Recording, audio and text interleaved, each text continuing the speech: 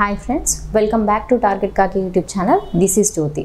First time ఈ video చూస్తున్న అభ్యర్థులైతే మన టార్గెట్ కాకి యూట్యూబ్ ఛానల్ సబ్స్క్రైబ్ చేసుకోండి. ఈ వీడియో నచ్చితే లైక్ చేయండి, మీ ఫ్రెండ్స్ ఎవరైనా ఉంటే వాళ్ళకి షేర్ చేయండి. అలాగే టాపిక్లోకి వెళ్ళే కంటే ముందుగా అభ్యర్థులకు చిన్న ఇన్ఫర్మేషన్. ఏపీలో వచ్చినటువంటి ఫారెస్ట్ నోటిఫికేషన్స్కి యూజ్ అయ్యేలాగా మన టార్గెట్ కాకి యూట్యూబ్ ఛానల్లో మోస్ట్ ఎక్స్పెక్టెడ్ క్వశ్చన్స్ అండ్ వాటికి సంబంధించిన ఎక్స్ప్లెనేషన్ వీడియోస్ అనేది అందించడం జరుగుతుంది. దీనికి మీరు చేయాల్సిందల్లా మన టార్గెట్ కాకి యూట్యూబ్ ఛానల్ సబ్స్క్రైబ్ చేసుకోండి. అలాగే ఈ విషయాన్ని మీ ఫ్రెండ్స్కి షేర్ చేయండి. ఆ తర్వాత ప్లే స్టోర్లో మన టార్గెట్ కాకి యాప్ అనేది అవైలబుల్లో ఉంటుంది. మన టార్గెట్ కాకి యాప్లో ఎస్ఎస్సి కోర్సు, ఎస్ఐపిసి కోర్సు, తర్వాత ఆర్ఆర్బి గ్రూప్ డి కోర్సులు అనేవి చాలా తక్కువ ధరకే అందించడం జరుగుతుంది. ఈ కోర్సెస్ అనేవి అంటే మీరు ప్లే స్టోర్ నుంచి మన టార్గెట్ కాకి యాప్ను డౌన్లోడ్ చేసుకున్న తర్వాత మీకు కావాల్సిన కోర్స్ తీసుకొని మీరు క్లాసెస్ వినొచ్చు. ఇక టాపిక్లోకి వెళ్తే మనము ఈ సెషన్లో మోడర్న్ హిస్టరీలోని ఫస్ట్ చాప్టర్ అయినటువంటి అడ్వెంట్ ఆఫ్ యూరోపియన్స్ అంటే యూరోపియన్ల రాకకు సంబంధించిన ఇంపార్టెంట్ క్వశ్చన్స్ అనేవి చెప్పుకుందాం. ఓకే, సో మరి అందులో భాగంగా మనం మొదటి క్వశ్చన్ వచ్చేసి వాస్కో డి గామా భారతదేశానికి సముద్ర మార్గాన్ని కనుగొనడానికి క్రింది ఏ నౌకలో బయలుదేరాడు అని చెప్పేసి క్వశ్చన్ అడుగుతున్నాడు. ఓకే, మరి దీనికి ఆప్షన్స్ ఎలా ఉన్నాయో చూద్దాం. Option 1 San Rafael, option 2 San Beria, option 3 San Gabriel, option 4 red dragon. Okay, మరి ఈ క్వశ్చన్కి ఆన్సర్ తెలుసుకునే కంటే ముందుగా ఈ సముద్ర మార్గాన్ని కనుగొనడానికి గల కారణాలు ఏంటి అంటే ఈ పోర్చుగీస్ వాళ్ళు అంటే వాస్కో డి గామా సముద్ర మార్గాన్ని కనుగొనడానికి గల కారణాలు ఏంటి, అసలు కనుగొనాల్సిన అవసరం ఎందుకు వచ్చింది, సముద్ర మార్గాన్ని కనుగొనాల్సిన అవసరం అనేది ఎందుకు వచ్చింది, తదితర అంశాలను అంటే దీని బ్యాక్గ్రౌండ్ హిస్టరీ కొంచెం మనం చెప్పుకుందాం. ఓకే, సో మరి అసలు యూరోపియన్స్ మన ఆసియా దేశాలపైన ఆధారపడడానికి ముఖ్య కారణం ఏంటి, ప్రధానమైన కారణం ఏంటి అని అంటే సుగంధ ద్రవ్యాలండి. ఓకే, సుగంధ ద్రవ్యాలు అనేటివి ప్రధాన కారణం అన్నమాట. ఓకే, సుగంధ ద్రవ్యాలు అండ్ పట్టు. ఓకే, ఈ రెండింటి కోసము ఈ యూరోపియన్ కంట్రీస్ మొత్తం అంటే పోర్చుగీస్ మాత్రమే కాదు, మిగిలినటువంటి ఫ్రెంచ్ కానివ్వండి, తర్వాత ఈ బ్రిటన్, ఇవన్నీ కూడా ఈ యూరోపియన్ కంట్రీస్ అనేటివి ఈ ఆసియా దేశాలపైన ముఖ్యంగా మన భారతదేశం పైన ఎందుకు ఆధారపడేటోళ్ళు అంటే ఈ సుగంధ ద్రవ్యాల కోసం. ఓకే, అయితే ఈ సముద్ర మార్గం కనుగొనడానికంటే ముందు ఎలా జరిగేవి ఈ వీటి యొక్క రవాణా అంటే సుగంధ ద్రవ్యాలే కానివ్వండి, పట్టే కానివ్వండి, విలువైనటువంటి రాళ్ళు అంటే వజ్రాలు, వైడూర్యాలు, మణులు, మాణిక్యాలు, కెంపులు ఏవైతే ఉన్నాయో ఇవన్నీ కూడా ఎలా జరిగేవి అని అంటే భూమార్గం ద్వారానే జరిగేవి. భూమార్గం ద్వారా ఎలా అంటే ఈ ఐరోపా దేశాలు బైజెంటీన్ రాజధాని అయినటువంటి కాన్స్టాంటినోపుల్ గుండా ఈ యొక్క వస్తువుల రవాణా అనేది జరిగేది. ఎప్పుడు సముద్ర మార్గం కనుగొనడానికంటే ముందు చెప్తున్నా నేను. ఓకే, సముద్ర మార్గం కనుగొనడానికంటే ముందు ఈ ఐరోపా దేశాలు అనేటివి ఈ వస్తువులను అంటే సుగంధ ద్రవ్యాలు కానివ్వండి, పట్టు కానివ్వండి, వజ్ర వైడూర్యాలు, విలువైన రాళ్ళు ఏవైతే ఉంటాయో వాటిని ఎలా రవాణా చేసేవాళ్ళు అంటే ఈ బైజెంటీన్ రాజధాని అనేటువంటి కాన్స్టాంటినోపుల్ అనే ఈ భూమార్గం ద్వారానే ఈ కాన్స్టాంటినోపుల్ గుండా రవాణా చేసేవాళ్ళు. ఓకే, అయితే 1453 సంవత్సరంలో చివరి క్రూసైడ్ వార్ అనేది జరుగుతుంది. చివరి క్రూసైడ్ వార్, ఈ క్రూసైడ్ వార్ అంటే క్రూసైడ్ యుద్ధం అంటే ఏంటి అని అంటే క్రిస్టియన్స్కి ముస్లిమ్స్కు జరిగిన మత యుద్ధాలని క్రూసైడ్ వార్స్ అని అంటారు. ఈ క్రూసైడ్ వార్స్ అనేవి మొత్తం 3 జరుగుతాయి. అయితే ఆ మూడో యుద్ధమే ఈ 1453లో జరిగింది. ఎవరెవరికి మధ్య జరుగుతుంది అని అంటే టర్కీ రాజైనటువంటి రెండో మహమ్మద్కి, ఓకే, టర్కీ రాజైనటువంటి రెండవ మహమ్మద్, ఓకే, రెండవ మహమ్మద్ ఎవరు, ఏ దేశానికి చెందినవాడు, టర్కీ. ఓకే, వర్సెస్ ఎవరికి జరుగుతుంది అని అంటే బైజెంటీన్ పాలకుడు అయినటువంటి కాన్స్టాంటైన్. ఓకే, కాన్స్టాంటైన్ ఇతనికి తర్వాత ఈ రెండవ మహమ్మద్కు ఓకే మధ్యలో ఈ క్రూసైడ్ వార్ అనేది జరుగుతుంది. చివరి క్రూసైడ్ వార్ అనేది జరుగుతుంది. దాంట్లో రెండో మహమ్మద్ ఈ కాన్స్టాంటైన్ని ఓడించేసి ఈ కాన్స్టాంటినోపుల్ని స్వాధీనం చేసుకుంటాడు. బైజెంటీన్ రాజధాని అయినటువంటి కాన్స్టాంటినోపుల్ని ఆక్రమించేసుకుంటాడు. అప్పుడు వీళ్ళకి దీని ద్వారా మొత్తానికి నష్టపోయింది ఏంటి అని అంటే ఈ భూ రవాణా అనేది అంటే ఈ రవాణా అనేది ఆగిపోతుంది అనమాట. అప్పుడు ఈ యూరోపియన్ కంట్రీస్కి ఆల్టర్నేట్ వే ఏదైనా ఉంటే వెతకాలి అని చెప్పేసి ఒక అవసరం అనేది పడింది. అలా వాళ్ళు అప్పుడు సముద్ర మార్గాన్వేషణకు ప్రయత్నించడం జరిగింది. ఓకే, దీని వెనకాల ఇంత స్టోరీ ఉందన్నమాట. అంటే వీళ్ళు సముద్ర మార్గాన్ని కనుగొనడానికి గల బేసిక్ అంటే బ్యాక్గ్రౌండ్ స్టోరీ ఏంటంటే ఇది. ఓకే, అయితే మరి ఈ సముద్ర మార్గాన్ని కనుగొనే ప్రయత్నంలో అంటే సముద్ర మార్గానికి ఫస్ట్ వాస్కో డి గామానే ప్రయత్నించిండా, మరి ఎవరు ప్రయత్నించిండ్రు, ఆ సముద్ర మార్గాన్వేషణ ప్రయత్నాలు ఎలా ఉన్నాయో చూద్దాం. ఓకే, అయితే పోర్చుగల్ రాజైనటువంటి కింగ్ జాన్ I ఇతని కొడుకు ఎవరు అని అంటే ఇతని కుమారుడైనటువంటి Infante Henry. Okay, very very important అండి. ఇన్ఫాంటే హెన్రీ ఇతను ఏం చేస్తాడు అని అంటే నౌకాయానాన్ని ప్రోత్సహించడానికి నౌకా పాఠశాలను ఒకదాన్ని ఏర్పాటు చేస్తారనమాట. ఓకే, నౌకాయాన పాఠశాలను ఒకదాన్ని ఏర్పాటు చేస్తాడు. ఎందుకు? నౌకాయానాన్ని ప్రోత్సహించడానికి. అందుకే ఇన్ఫాంట్ హెన్రీని ఏమంటారు అని అంటే ది నావిగేటర్ అనే బిరుదు గలదు ఇతనికి. ఓకే, ది నావిగేటర్ అని ఎవరిని అంటారు? ఎవరికి ఈ బిరుదు ఉంది అని అంటే ఇన్ఫాంటే హెన్రీకి. ఓకే, అయితే అలా మరి మొట్టమొదటిసారిగా ఈ సముద్ర మార్గాన్వేషణ చేసింది ఎవరు? ఓకే, మన భారతదేశానికి కావచ్చు ఆసియా దేశాలకు సముద్ర మార్గాన్వేషణ చేసిన మొట్టమొదటి పోర్చుగల్ యాత్రికుడు ఎవరు అంటే బార్తిలోమియా డయాజ్ అండి. ఓకే, బార్తిలోమియా డయాజ్ అనే పోర్చుగీస్ నావికుడు మొట్టమొదటగా ఈ సముద్ర మార్గాన్వేషణ ప్రారంభిస్తాడు. అలా ఆఫ్రికా యొక్క అంటే పశ్చిమ ఆఫ్రికా తీరం వెంబడి ప్రయాణించి మొత్తానికి ఇతను ఆఫ్రికా అగ్రం వరకు చేరుకుంటాడు. ఓకే, బార్తిలోమియా డయాజ్ ఏం చేస్తాడు అని అంటే పశ్చిమ ఆఫ్రికా ఉంటుంది కదా, ఈ పశ్చిమ ఆఫ్రికా అగ్రం నుంచి బయలుదేరి మొత్తానికి ఆఫ్రికా అగ్రం దగ్గరికి చేరుకున్న తర్వాత అక్కడ తుఫానులు అనేటివి అధికంగా ఉండడం వల్ల ఏమవుతుంది అంటే అతను ఇంకా ముందుకు వెళ్ళకుండా తిరిగి వెళ్ళిపోతాడు. అప్పుడు వెళ్ళేటప్పుడు ఈ ఆఫ్రికా అగ్రానికి అంటే ఇక్కడ తుఫాన్లు అనేటివి ఎక్కడ వచ్చినాయి అని చెప్పేసి చెప్పాను కదా, సో దానికి ఏమని పేరు పెడతారంటే కేప్ ఆఫ్ స్టామ్ అని చెప్పేసి పేరు పెడతారు అనమాట. కేప్ ఆఫ్ స్టామ్ అంటే తుఫానుల అగ్రం అని చెప్పేసి పేరు పెట్టేసి తిరిగి వెళ్ళిపోతాడు. తుఫానుల అగ్రం అని చెప్పేసి పేరు పెట్టేసి వెళ్ళిపోతాడు. ఆ తర్వాత ఇప్పుడు ఇతను ఫస్ట్ పర్సన్ అని చెప్పుకున్నాం కదా, ఆ తర్వాత మళ్ళీ సముద్ర మార్గాన్వేషణ ఎవరు చేస్తారు అని అంటే వెరీ వెరీ ఇంపార్టెంట్ అండి, క్రిస్టఫర్ కొలంబస్ ఏం చేస్తాడు అని అంటే ఇతను సముద్ర మార్గాన్వేషణలో భాగంగా కరేబియన్ దీవులకు చేరుకుంటాడు. ఈ కరేబియన్ దీవులకు చేరుకున్న తర్వాత ఇతను అదే ఇండియా కావచ్చు అనుకొని భావించేసి దానికి వెస్ట్ ఇండీస్ అని చెప్పేసి పేరు పెడతారు. ఓకే, వెస్ట్ ఇండీస్ అని చెప్పేసి పేరు పెడతారు. ఎవరు? Christopher Columbus.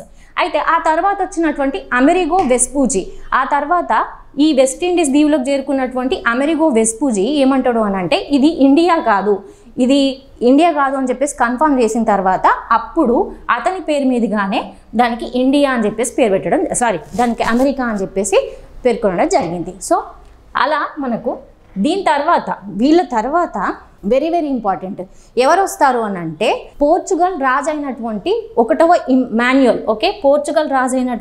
ఒకటవ మాన్యువల్ ముఖ్యంగా మన భారతదేశానికి వాణిజ్య మార్గాన్ని కనుక్కోవాలనే లక్ష్యంతో పోర్చుగల్ రాజు అయినటువంటి ఒకటవ మాన్యువల్ ప్రోత్సాహంతో వాస్కోడి గామా మన సముద్ర మార్గాన్వేషణకు బయలుదేరిందనమాట. ఎప్పుడు అనంటే 1497 జూలై 8న వాస్కోడి గామా సముద్ర మార్గాన్వేషణకు లిస్బన్ నుంచి బయలుదేరాడు. Okay, Vasco da Gama very very important అండి.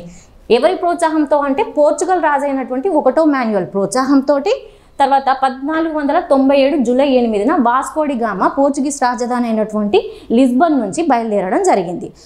Okay, so very very important అండి. మరి అతను బయలుదేరిన తర్వాత ఏదైతే ఇది ఉంది కదా కేప్ ఆఫ్ స్టామ్స్ అని మనం ఇంతకుముందు చెప్పుకున్నాం కదా, తుఫానుల అగ్రం, అక్కడికి చేరుకుంటాడు. అక్కడికి చేరుకున్నాక అంటే యాక్చువల్గా ఏంటి అని అంటే ఈ కేప్ ఆఫ్ స్టామ్ను తర్వాత కాలంలో పోర్చుగల్ రాజు అయినటువంటి రెండో జాన్ ఏమని చెప్తాడు అని అంటే ఈ కేప్ ఆఫ్ స్టామ్కి కేప్ ఆఫ్ గుడ్ హోప్ అని చెప్పేసి పేరు పెడతారు. Okay, cape of good hope అని చెప్పేసి పేరు పెడతాడు. అక్కడికి వాస్కోడి గామా చేరుకున్న తర్వాత ఇతడికి వాస్కోడి గామకు ఇబన్ మజీద్ అనే వ్యాపారి లేదా అబ్దుల్ మజీద్ అని కూడా అంటారు. ఇబన్ మజీద్ లేదా అబ్దుల్ మజీద్ అనే వ్యాపారి సహాయంతో మొత్తానికి మన భారతదేశానికి 1498 మే 20న శాన్ గ్యాబ్రియల్ అనే నౌకలో వెరీ వెరీ ఇంపార్టెంట్ అండి. వాస్కోడి గామా మన భారతదేశంలోని మలబార్ తీరంలోని క్యాలికట్ లేదా కల్లికోట అని చెప్పేసి అని అంటారు. క్యాలికట్ లేదా కల్లికోటలోని కప్పడుకు చేరుకోవడం జరిగింది. Okay, so very very important అండి. వాస్కోడి గామా ఎప్పుడు వచ్చాడు మన భారతదేశానికి? 1498 మే 20న రాత్రి మలబార్ తీరం శాన్ గ్యాబ్రియల్ అనే నౌకలో మలబార్ తీరంలోని క్యాలికట్ లేదా కల్లికోట అని చెప్పేసి అంటారు, కల్లికోట దగ్గర ఉన్నటువంటి కప్పడుకు చేరుకోవడం జరిగింది. మరి మన భారతదేశానికి వచ్చినటువంటి వాస్కోడి గామాకు అక్కడ ఉన్నటువంటి రాజు, ఓకే, క్యాలికట్ రాజు అయినటువంటి జామెరిన్, ఓకే, వెరీ వెరీ ఇంపార్టెంట్ అండి. జామెరిన్ లేదా ఇతన్ని ఏమంటారు అని అంటే సముద్రిక లేదా వెరీ వెరీ ఇంపార్టెంట్. మను విక్రమ వర్మ స్వాగతం పలకడం జరిగింది. ఓకే, మను విక్రమ వర్మ. ఓకే, ఇతను క్యాలికట్ రాజు అండి. ఈ 3 పేర్లు కూడా అతనివే. ఓకే, ఇతను స్వాగతం పలకడం జరిగింది. ఆ తర్వాత ఇతనికి స్వాగతం పలికిన తర్వాత ఇతనికి చాలా బహుమతులు అనేటివి ఇవ్వడం జరిగింది. ఈ ఇచ్చిన బహుమతులను మళ్ళీ వాస్కోడి గామా 1499లో తిరిగి పోర్చుగీస్కి వెళ్ళిపోతాడు. ఓకే, పోర్చుగల్కి వెళ్ళిపోతాడు. అప్పుడు ఈ బహుమతులు ఏవైతే ఉంటాయో ఆ బహుమతులను వాళ్ళ దేశంలో అమ్ముకున్న తర్వాత దాదాపుగా 60 రెట్ల లాభం అనేది వస్తుందట. ఓకే, 60 రెట్లు లాభం వస్తుంది. మనిషి అనేటోడు ఆశాజీవి. అంత లాభాన్ని చూసిన తర్వాత ఇంకా వాడికి ఉంటుందా? మళ్ళీ తిరిగి ఎప్పుడు వస్తాడు వాస్కోడి గామా అంటే ఇండియాకు 1502లో మళ్ళీ రెండోసారి వాస్కోడి గామా వస్తాడు. ఓకే, 1502లో వాస్కోడి గామా రెండోసారి మన భారతదేశానికి వచ్చిన తర్వాత ఇతను కన్ననూరు దగ్గర వర్తక స్థావరాన్ని ఏర్పాటు చేసుకుంటాడు. ఓకే, కన్ననూరు దగ్గర వర్తక స్థావరాన్ని అనేది ఏర్పాటు చేసుకున్న తర్వాత ఇతను 1524 డిసెంబర్లో ఇతను మలేరియా ఫీవర్ తోటి చనిపోవడం జరిగింది. ఇతని యొక్క సమాధి, వాస్కోడి గామా యొక్క సమాధి ఎక్కడుంది అని అంటే కొచ్చిలో ఉందండి. Very very important. ఇవన్నీ కూడా గతంలో అడిగిన క్వశ్చన్లు. ఓకే, ఒకసారి మనం క్వశ్చన్ అబ్జర్వ్ చేస్తే మనకేమని అడుగుతున్నాడు? భారతదేశానికి సముద్ర మార్గాన్ని కనుగొనడానికి ఏ నౌకలో వచ్చాడు అని చెప్పేసి చెప్తున్నారు. ఓకే, సో మరి మనకి దీనికి ఆన్సర్ ఏంటండి? శాన్ గ్యాబ్రియల్ అనేది కరెక్ట్ ఆన్సర్. ఓకే, ఫస్ట్ క్వశ్చన్కి ఆప్షన్ 3 అనేది కరెక్ట్ ఆన్సర్. అయితే ఈ మిగిలిన 3 నౌకలు ఏవైతే ఉంటాయో ఈ పోర్చుగీస్ వాళ్ళు మొత్తం 4 నౌకల్లో వస్తారండి. అవి ఏంటి అని అంటే San Rafael, San Beria, San Gabriel and ఇంకొకటి ఏంటంటే మొత్తం వస్తువులతో కూడినటువంటి ఒక నౌక. అంటే దాంట్లో మనుషులు ఉండరు. సో మొత్తం 4 నౌకల్లో దాదాపుగా 174 మంది వస్తే 4 నౌకల్లో 174 మంది వస్తే పోయేటప్పుడు మళ్ళీ ఓన్లీ 2 నౌకలు మిగిలిన 57 మంది మాత్రమే మిగులుతారు. ఓకే, 2 నౌకలు 57 మంది మిగులుతారు. ఓకే, మనకి ఈ ఫస్ట్ క్వశ్చన్కి ఆన్సర్ ఏంటండి? ఆప్షన్ 3 అనేది correct answer. So next question చూస్తే భారతదేశంలో మొట్టమొదటిసారిగా గవర్నర్ వ్యవస్థను పరిచయం చేసిన యూరోపియన్స్ ఎవరు? మరి ఆప్షన్స్ అబ్జర్వ్ చేస్తే ఫస్ట్ ఆప్షన్ బ్రిటిష్ వారు, సెకండ్ వన్ ఫ్రెంచ్ వారు, థర్డ్ ఆప్షన్ డచ్ వారు, ఫోర్త్ పోర్చుగీస్ వారు. మనం ఈ క్వశ్చన్ని కనుక అబ్జర్వ్ చేస్తే పోర్చుగీస్ వాళ్ళు భారతదేశానికి వచ్చిన తర్వాత వీళ్ళు మొట్టమొదటగా ఏం చేస్తారు అంటే వాళ్ళ యొక్క వర్తక స్థావరాలు ఉంటాయి కదా, వర్తక స్థావరాలను ఏర్పాటు చేసుకుంటారు. ఓకే, ప్రధానంగా వీళ్ళు మరి ఏం ఎగుమతి చేసేవాళ్ళు అని అంటే సుగంధ ద్రవ్యాలను ఎగుమతి చేసుకునేవాళ్ళు. సుగంధ ద్రవ్యాలు అంటే మన భారతదేశంలో ఏం చేసిండ్రు అని అంటే వీళ్ళు వచ్చిన తర్వాత వీళ్ళు ఫస్ట్ వర్తక స్థావరాలను ఏర్పాటు చేసుకున్నారు. ముఖ్యంగా ఎగుమతి చేసుకున్న వస్తువులు ఏంటి అని అంటే సుగంధ ద్రవ్యాలు. ఓకే, మరి వీళ్ళ యొక్క కంపెనీ అంటే ఎలాగైతే బ్రిటిష్ వాళ్ళకు ఉన్నటువంటి కంపెనీ ఏంటి, మనం ఈస్ట్ ఇండియా కంపెనీ అని చెప్పేసి చెప్పుకుంటాం. అలాగే ఈ పోర్చుగీస్ వాళ్ళకు ఉన్నటువంటి వర్తక వ్యాపార కంపెనీ ఏంటి అని అంటే ఓకే, వర్తక వ్యాపార కంపెనీ ఏంటి అని అంటే ఎస్టడో. వెరీ వెరీ ఇంపార్టెంట్ అండి, ఎస్టడో డా ఇండియా. ఓకే, ఎస్టడో డా ఇండియా. ఇది ఎవరి కంపెనీ అంటే ఏ కంపెనీ పేరు అంటే పోర్చుగీస్ వాళ్ళ యొక్క కంపెనీ పేరండి. అయితే ఈ పోర్చుగీస్ వాళ్ళు మన భారతదేశంలో ప్రవేశపెట్టింది ఏంటి అంటే గవర్నర్ వ్యవస్థను మొట్టమొదటిసారిగా పరిచయం చేయడం జరిగింది. అంటే మనం అనుకుంటాం కదా బ్రిటిష్ వాళ్ళే గవర్నర్ వ్యవస్థను మన ఇండియాలో మొట్టమొదటిసారిగా ప్రవేశపెట్టిండ్రు అని చెప్పేసి. సో అది రాంగ్ అండి. పోర్చుగీస్ వాళ్ళే మొట్టమొదటిసారిగా గవర్నర్ వ్యవస్థను పరిచయం చేయడం జరిగింది. And one more important point ఏంటంటే యూరోపియన్ దేశాలు ఏవైతే మన భారతదేశానికి వచ్చినాయో దాంట్లో మొట్టమొదటగా మన ఇండియాకు వచ్చిన దేశం ఏంటి అని అంటే పోర్చుగీస్ వాళ్ళండి. ఓకే, పోర్చుగీస్ వాళ్ళు. అలాగే చివరగా వెళ్ళిన యూరోపియన్ దేశం ఏంటి అని అంటే కూడా Portuguese. Okay, very very important అండి. మొట్టమొదటగా మన భారతదేశానికి వచ్చిన యూరోపియన్ కంట్రీ అన్న చివరగా మన భారతదేశం నుంచి వెళ్ళిన యూరోపియన్ కంట్రీ అన్నా కూడా పోర్చుగీస్ వాళ్ళు. సో మరి మనం ఆప్షన్స్ అబ్జర్వ్ చేస్తే గవర్నర్ వ్యవస్థను పరిచయం చేసిన యూరోపియన్స్ ఎవరు అని అంటే పోర్చుగీస్ వాళ్ళు. సో సెకండ్ క్వశ్చన్కి ఆప్షన్ 4 అనేది correct answer. Okay, so next question చూస్తే ఈ క్రింది వారిలో నీటి విధానాన్ని తీసుకొచ్చిన గవర్నర్ ఎవరు? సో ఆప్షన్స్ అబ్జర్వ్ చేస్తే Francisco de Almeida, option 2 Albuquerque, option 3 Martin Alfonso de Souza, option 4 Nino da Cunha. Okay, Nino da Cunha. First option చూస్తే మనకు ఫ్రాన్సిస్కో డి ఆల్మిడా. ఇంతకుముందే మనం చెప్పుకున్నాం పోర్చుగీస్ వాళ్ళు మన భారతదేశంలో గవర్నర్ వ్యవస్థను పరిచయం చేసిన మొట్టమొదటి యూరోపియన్ దేశస్తులు అని చెప్పేసి. ఓకే, అయితే మరి మొట్టమొదటి పోర్చుగీస్ గవర్నర్ ఎవరు అంటే ఫ్రాన్సిస్కో డి ఆల్మిడా. ఓకే, ఇతనే పోర్చుగీస్ యొక్క మొట్టమొదటి గవర్నర్. ఇతను ఏం చేస్తాడు అని అంటే నీటి విధానాన్ని తీసుకొస్తాడు. ఈ నీటి విధానాన్ని ఏమంటారు అంటే కర్తాజ్ విధానము అని అంటారు. నీలినీటి విధానము లేదా కర్తాజ్ విధానము అంటారు. అంటే ఏంటిది అని అంటే కర్తాజ్ విధానం. ఈ నీలినీటి విధానము కర్తాజ్ విధానం అనేది ఎందుకు తీసుకొచ్చిందంటే హిందూ మహాసముద్రం పైన ఆధిపత్యం చెలాయించడం కోసం ఈ నీలినీటి విధానాన్ని తీసుకొస్తాడు. సో మరి హిందూ మహాసముద్రం మీద అంటే ఈ హిందూ మహాసముద్రంలో ప్రవేశించే నౌకలు ఏవైతే ఉంటాయో అవి వ్యాపార అనుమతులకు జారీ చేసే అనుమతి పత్రాన్ని ఏమంటారు అంటే కర్తాజ్ అని చెప్పేసి అని అంటారు. దాన్నే నీలినీటి విధానం అని అంటాడు. ఓకే, సో మరి మనకి ఆన్సర్ ఏంటండి? అండ్ అలాగే ఇతను కన్ననూరు కోటను నిర్మించడం జరిగింది. ఓకే, ఇతను కన్ననూరు కోటను నిర్మించడం జరిగింది ఈ Francis de Almeida. Okay, very very important అండి. నెంబర్ ఆఫ్ టైమ్స్ ఈ నీలినీటి విధానం పైన క్వశ్చన్ అనేది అడగడం జరిగింది.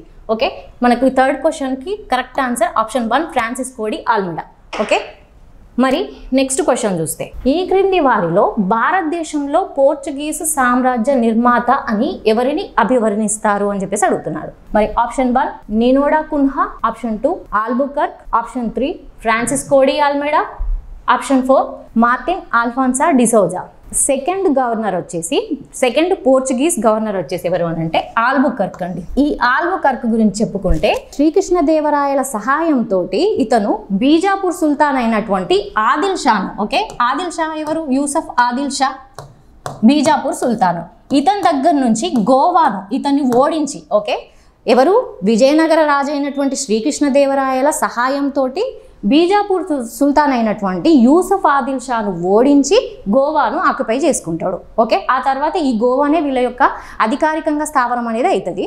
తర్వాత మనకు ఇతను ముఖ్యంగా ఏం చేసిండంటే విజయనగర రాజులతోటి స్నేహ సంబంధాలు అనేటివి కలిగి ఉండేవాడు అనమాట. స్నేహ సంబంధాలను పెంపొందించుకున్నాడు అనమాట. అలాగే ఈ విజయనగర రాజులకు ఇతను ఈ ఆల్బుకర్క్ గవర్నరు వాళ్ళకు మేలు రకమైనటువంటి అశ్వాలు అంటే గుర్రాలను సరఫరా చేయడం జరిగింది. ఇతని కాలంలోనే అంటే ఈ ఆల్బుకర్క్ కాలంలోనే పోర్చుగల్ యాత్రికులైనటువంటి డొమింగో పేజ్ తర్వాత న్యూనిస్ లాంటి పోర్చుగల్ యాత్రికులు విజయనగర సామ్రాజ్యంలో గౌరవం పొందడం జరిగింది. ఓకే, ఆ తర్వాత మనకు ఏంటంటే ఇతను ఏం చేశాడు అని అంటే సతీ ఆచారం ఏదైతే ఉంటుందో సతీ ఆచారాన్ని రద్దు చేశాడు. అలాగే తర్వాత ఇతను నీలినీటి విధానం ఇంతకుముందే మనం చెప్పుకున్నాము. ఎవరు? ఫ్రాన్సిస్ కోడి ఆల్మిడా ప్రవేశపెట్టినటువంటి నీలినీటి విధానం లేదా ఈ కర్తాజ్ విధానం ఏదైతే ఉంటుందో దాన్ని రద్దు చేస్తాడు. అండ్ అలాగే ఇతను ఏం చేస్తాడు అని అంటే ఈ మన భారత యువతులు ఎవరైతే ఉంటారో ఈ యువతులను వివాహం ఆడమని చెప్పేసి పోర్చుగల్ వాళ్ళని ప్రోత్సహించింది ఎవరు అని అంటే కూడా ఆల్బుకర్క్ని చెప్తారు. ఓకే, ఇతని కాలంలో ఏంటంటే ఈ పోర్చుగల్ సామ్రాజ్యం అంటే వీళ్ళ యొక్క ప్రాబల్యం అనేది పెరగడంతో బలపడడంతో అందుకే ఇతన్ని ఏమంటారు అని అంటే పోర్చుగీస్ సామ్రాజ్య నిర్మాత అని చెప్పేసి చెప్తారు. ఎవరిని చెప్తారు? ఆల్బుకర్క్. ఓకే, సో మరి ఈ ఫోర్త్ క్వశ్చన్కి మనకు కరెక్ట్ ఆన్సర్ ఏంటంటే option 2 correct answer. Okay, Albuquerque. భారతదేశంలో క్రైస్తవ మతాన్ని ప్రచారం చేసిన మొదటి యూరోపియన్స్ ఎవరు? సో ఆప్షన్స్ అబ్జర్వ్ చేస్తే ఫస్ట్ ఆప్షన్ పోర్చుగీస్ వారు, సెకండ్ ఆప్షన్ ఫ్రెంచ్ వారు, థర్డ్ ఆప్షన్ బ్రిటిష్ వారు అండ్ ఫోర్త్ వన్ డానిష్ వారు. ఓకే, సో ఈ పోర్చుగీస్ వాళ్ళు మన భారతదేశంకి వచ్చిన తర్వాత మన భారతదేశం పైన ఎలాంటి ప్రభావం అనేది పడ్డది అని అంటే ఫర్ ఎగ్జాంపుల్ చెప్పుకోవాలంటే మన భారతదేశంలో పొగాకు పంటను పరిచయం చేసింది అంటే పొగాకును పరిచయం చేసింది ఎవరు అని అంటే పోర్చుగీస్ వాళ్ళు అని చెప్పేసి చెప్పుకుంటారు. అండ్ అలాగే ఈ పోర్చుగీస్ వాళ్ళు మన భారతదేశంలో క్రైస్తవ మతాన్ని ప్రచారం చేసినటువంటి మొట్టమొదటి యూరోపియన్స్గా చెప్తారు. అలాగే ఈ పోర్చుగీస్ వాళ్ళు గోవాలో ముద్రణాలయాన్ని ప్రింటింగ్ ప్రెస్ని ఏర్పాటు చేస్తారు. ఓకే, తర్వాత ఇలాంటి ఎన్నో పరిణామాలు అనేవి పోర్చుగీస్ వాళ్ళు వచ్చిన తర్వాత జరుగుతాయి. అయితే వీళ్ళు ముఖ్యంగా దాంట్లో చేసింది ఏంటి అంటే ఈ క్రైస్తవ మతాన్ని ప్రచారం చేసిన మొదటి యూరోపియన్స్గా ఎవరిని చెప్తారంటే పోర్చుగీస్ వాళ్ళని చెప్తారు. అండ్ అలాగే ఇంకొక విషయం ఏంటి అని అంటే ఈ పోర్చుగీస్ వాళ్ళు పతనం అవ్వడానికి కాస్తో కూస్త కారణంగా కూడా ఈ క్రైస్తవ మత ప్రచారాన్ని చెప్పొచ్చును. ఓకే, మరి మనం ఒకసారి ఆప్షన్స్ అబ్జర్వ్ చేస్తే మనకి ఏమంటున్నాడు? పోర్చుగీస్ వాళ్ళు అనేది దీనికి ఈ ఫిఫ్త్ క్వశ్చన్కి కరెక్ట్ ఆన్సర్. సో ఆప్షన్ 1 అనేది కరెక్ట్ ఆన్సర్. ఇవి ఈ రోజుకు సంబంధించిన క్వశ్చన్స్ అండ్ వాటి ఎక్స్ప్లెనేషన్. నెక్స్ట్ వీడియోలో మరిన్ని క్వశ్చన్స్తో కలుద్దాం. ప్లీజ్ సబ్స్క్రైబ్ టు టార్గెట్ కాకి యూట్యూబ్ ఛానల్. Thank you.